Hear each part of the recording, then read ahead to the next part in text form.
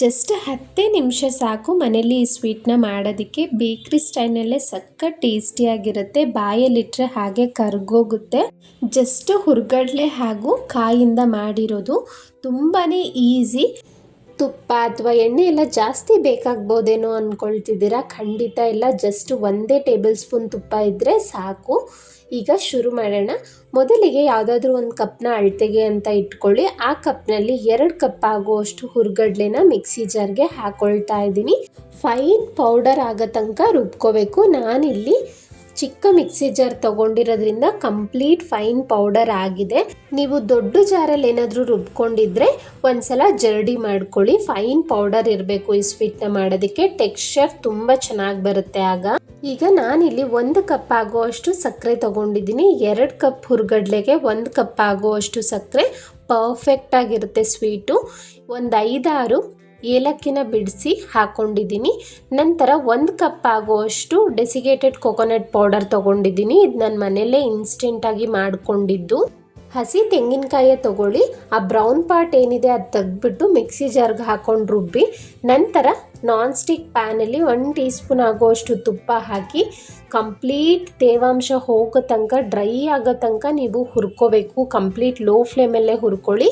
ಕಂಪ್ಲೀಟಾಗಿ ಡ್ರೈ ಆಗ್ತಿದ್ದಂತೆ ನಿಮಗೆ ಗೊತ್ತಾಗುತ್ತೆ. ಸ್ಟವ್ ಆಫ್ ಮಾಡಿದ್ರೆ ಇನ್ಸ್ಟೆಂಟಾಗಿ ಮನೆಯಲ್ಲೇ ಮಾಡ್ಕೊಬಿಡ್ಬೋದು. ಈಗ ಸಕ್ಕರೆ, ಕಾಯಿ, ಏಲಕ್ಕಿ ಏನು ಹಾಕ್ಕೊಂಡಿದ್ದೀವಿ ಇದನ್ನು ಫೈನ್ ಪೌಡರ್ ಆಗಿ ರುಬ್ಕೋಬೇಕು. ಹುರ್ಗಡ್ಲೆ ಪುಡಿಗೇನೆ ಇದನ್ನು ಸೇರಿಸ್ಕೊಳ್ಳೋಣ. ಏಲಕ್ಕಿ ಎಲ್ಲ ಹಾಕಿರೋದ್ರಿಂದ ಒಂದು ಒಳ್ಳೆ ಫ್ಲೇವರಲ್ಲಿ ತುಂಬ ಚೆನ್ನಾಗಾಗುತ್ತೆ. ನಂತರ ಇಲ್ಲಿ ನಾನು ಒಂದು 5-6 ಪಿಸ್ತಾನ ಸಣ್ಣದಾಗಿ ಚಾಪ್ ಮಾಡಿ ಇಟ್ಕೊಂಡಿದ್ದೀನಿ, ಅದನ್ನು ಸೇರಿಸ್ತಾ ಇದ್ದೀನಿ. ನೀವು ಯಾವ ಡ್ರೈ ಫ್ರೂಟ್ಸ್ ಬೇಕಾದರೂ ಹಾಕೋಬೋದು, ಬಾದಾಮ್, ಕ್ಯಾಶ್ಯೂಸ್ ಎಲ್ಲ. 1 ಟೇಬಲ್ ಸ್ಪೂನ್ ಆಗುವಷ್ಟು ತುಪ್ಪನ ಹಾಕೊಳ್ತಾ ಇದ್ದೀನಿ. ಇಷ್ಟೇ ಹಾಕಿದ್ರೂ ತುಪ್ಪದ ಫ್ಲೇವರ್ ತುಂಬ ಚೆನ್ನಾಗಿ ಎನ್ಹಾನ್ಸ್ ಆಗುತ್ತೆ. ನಾವು ಮೈಸೂರು ಪಾಕೆಲ್ಲ ಮಾಡಿದಾಗ ಯಾವ ಫ್ಲೇವರ್ ಕೊಡುತ್ತೋ ನಮಗೆ ಅದೇ ಫ್ಲೇವರ್ ಸಿಗುತ್ತೆ. ಒಂದ್ಸಲ ಟ್ರೈ ಮಾಡಿ. ನಾನಿಲ್ಲಿ ಒಂದು 3 ಟೇಬಲ್ ಸ್ಪೂನ್ ಹಾಲಲ್ಲಿ ಕೇಸರಿ ದಳನ ನೆನೆಸಿದ್ದೆ. ಒಂಚೂರು ಬೆಚ್ಚಗಿದ್ದಾಗ ಹಾಕ್ಬಿಟ್ರೆ ನ್ಯಾಚುರಲ್ ಆಗಿ ಒಳ್ಳೆ ಬಣ್ಣ ಬರುತ್ತೆ. ಹಾಲನ್ನು ಹಾಕ್ಕೊಂಡಿದ್ದೀನಿ 3 ಟೇಬಲ್ ಸ್ಪೂನ್ ಕಂಪ್ಲೀಟಾಗಿ. ಈಗೆಲ್ಲವನ್ನು ಮಿಕ್ಸ್ ಮಾಡ್ತಾ ಬರೋಣ. ಎಲ್ಲ ಚೆನ್ನಾಗಿ ಮಿಕ್ಸ್ ಮಾಡ್ಕೋಬೇಕು. ಆ ತುಪ್ಪ ಹಾಕಿರೋ ಅಂಥ ಹಾಲೆಲ್ಲ ಹೊಂದ್ಕೋಬೇಕು ಚೆನ್ನಾಗಿ ಹಿಟ್ಟಿಗೆ. ಈ ರೀತಿ ರಬ್ ಮಾಡ್ತಾ ಮಿಕ್ಸ್ ಮಾಡ್ಕೊಳ್ಳಿ. ಈಗ ಇಲ್ಲಿ ಕಾಯಿಸಿ ಆರಿಸಿರೋ ಅಂಥ ಹಾಲನ್ನು ತಗೊಳ್ತಾ ಇದ್ದೀನಿ. ಜಸ್ಟ್ 1-2 ಟೇಬಲ್ ಸ್ಪೂನ್ ಹಾಕಿದ್ದೀನಿ ಅಷ್ಟೇ. ಮಿಕ್ಕಿದ ಹಾಲನ್ನ ಪಕ್ಕಕ್ಕಿಡಿ. ಈಗ ನಾನು ಎಲ್ಲವನ್ನು ಚೆನ್ನಾಗಿ ಮಿಕ್ಸ್ ಮಾಡ್ಕೊಳ್ತೀನಿ.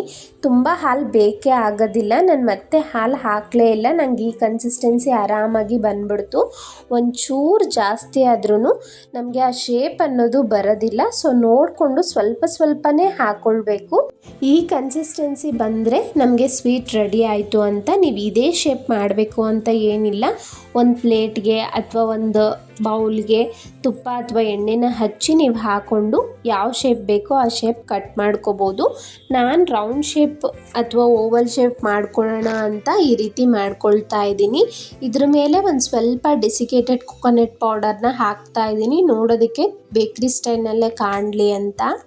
ಸ್ವಲ್ಪ ಡೆಸಿಕೇಟೆಡ್ ಕೊಕೊನಟ್ ಪೌಡರ್ ಹಾಕಿ ಕಂಪ್ಲೀಟಾಗಿ ರೋಲ್ ಮಾಡ್ತಾ ಇದ್ದೀನಿ. ಸೊ ಎಲ್ಲ ಕಡೆನೂ ಚೆನ್ನಾಗಿ ಅಂಟ್ಕೊಳ್ಳುತ್ತೆ ಅಂತ. ಈಗ ಜಸ್ಟು 1-2 ನಿಮಿಷ ಸೆಟ್ ಆಗೋದಕ್ಕೆ ಬಿಡಿ. ನಾನು ಆಗಲೇ ಹಾಲನ್ನ ತೋರಿಸೋದು ಮರ್ತೋದೆ. ನೋಡಿ, 1 ಕಪ್ ಫುಲ್ ತೊಗೊಂಡಿದ್ನಲ್ಲ, ಅದರಲ್ಲಿ ಇಷ್ಟೇ ಖಾಲಿ ಆಗಿರೋದು. ಮಿಕ್ಕಿದ ಹಾಲು ಯೂಸೇ ಮಾಡಿಲ್ಲ, ಅದು ಹಾಗೆ ಇಟ್ಟಿದ್ದೀನಿ. ಸೊ ಹಾಲು ಹಾಕಬೇಕಾದ್ರೆ ಸ್ವಲ್ಪ ಕೇರ್ಫುಲ್ಲಾಗಿರಿ. ಒಂದು ಸ್ವಲ್ಪ ಜಾಸ್ತಿ ಆದ್ರೂ ಆ ಟೆಕ್ಸ್ಚರ್ ಆಗಲಿ ಆ ಶೇಪ್ ಆಗಲಿ ಹಾಳಾಗಿಬಿಡುತ್ತೆ. ಅದಕ್ಕೋಸ್ಕರ ನಾನಿಲ್ಲಿ ಚಾಕುಗೆ ಒಂದು ಸ್ವಲ್ಪ ತುಪ್ಪನ ಅಪ್ಲೈ ಮಾಡಿದ್ದೀನಿ. ನೋಡಿ, ನೀಟಾಗಿ ಕಟ್ ಮಾಡ್ಕೊಳ್ತಾ ಇದ್ದೀನಿ. Perfect texture and taste, shape ಸಹ ತುಂಬ ಚೆನ್ನಾಗಿ ಬಂದಿತ್ತು. ನಾನು ಮೊದಲೇ ಹೇಳಿದಾಗ ಇದೇ ಶೇಪು ಅಂತಲ್ಲ, ನೀವು ಬೇಕಾದರೆ ಯಾವುದಾದ್ರೂ ಪ್ಲೇಟಲ್ಲಿ ಚೆನ್ನಾಗಿ ಸ್ಪ್ರೆಡ್ ಮಾಡಿಬಿಟ್ಟು ಸ್ಕ್ವಯರ್ ಶೇಪು ಅಥವಾ ರೆಕ್ಟ್ಯಾಂಗಲ್ ಶೇಪ್ ಬೇಕಾದರೂ ಕಟ್ ಮಾಡ್ಕೋಬೋದು. ಮಕ್ಳಿಗಂತೂ ಒಂದೊಳ್ಳೆ ರೆಸಿಪಿ, ಹೆಲ್ತಿಯಾಗಿ ಮನೆಯಲ್ಲೇ ಮಾಡಿಕೊಟ್ಬಿಡ್ಬೋದು. ನೋಡಿ, ಎಣ್ಣೆ ತುಪ್ಪ ಎಲ್ಲ ಜಾಸ್ತಿ ಏನೂ ಬೇಕಾಗೋದಿಲ್ಲ ಅಲ್ವಾ? ಖಂಡಿತ ಒಂದ್ಸಲ ಟ್ರೈ ಮಾಡಿ. ಹಾಲು ಹಾಕಿರೋದ್ರಿಂದ ನೀವು ಇವತ್ತು ಮಾರ್ನಿಂಗ್ ಮಾಡಿದ್ರೆ ನಾಳೆ ಮಾರ್ನಿಂಗ್ವರೆಗೂ ಇದು ಕೆಡೋದಿಲ್ಲ, ಹಾಗೇ ಇರುತ್ತೆ. ನೀವು ಫ್ರಿಡ್ಜಲ್ಲಿ ಸ್ಟೋರ್ ಮಾಡ್ತೀವಿ ಅನ್ನೋದಾದರೆ 4-5 ದಿನ ಚೆನ್ನಾಗಿರುತ್ತೆ. ಫ್ರೆಶ್ ಆಗಿ ಆದಷ್ಟು ಮಾಡ್ಕೊಳ್ಳಿ. ನಾನು ತೋರಿಸಿರೋ ಅಂಥ ಕ್ವಾಂಟಿಟಿಲೇ ನೋಡಿ ಆರಾಮಾಗಿ ನನಗಿಲ್ಲಿ ಒಂದು 20 ಪೀಸ್ವರೆಗೂ ಬಂದಿತ್ತು. ಇದೇ ರೀತಿ ಟೇಸ್ಟಿ ಆ್ಯಂಡ್ ಸಿಂಪಲ್ ರೆಸಿಪೀಸ್ ನನ್ನ ಚಾನಲಲ್ಲಿ ಆಲ್ರೆಡಿ ಇದೆ. ಮೊದಲನೇ ಸರಿ ನೋಡ್ತಿರೋರಾದರೆ ಪ್ಲೀಸ್ ಸಬ್ಸ್ಕ್ರೈಬ್ ಮಾಡ್ಕೊಳ್ಳಿ. ಹಾಗೆ ಈ ವಿಡಿಯೋ ಇಷ್ಟ ಆಗಿದ್ದರೆ ಲೈಕ್ ಮಾಡಿ, ಶೇರ್ ಮಾಡಿ. Thank you so much.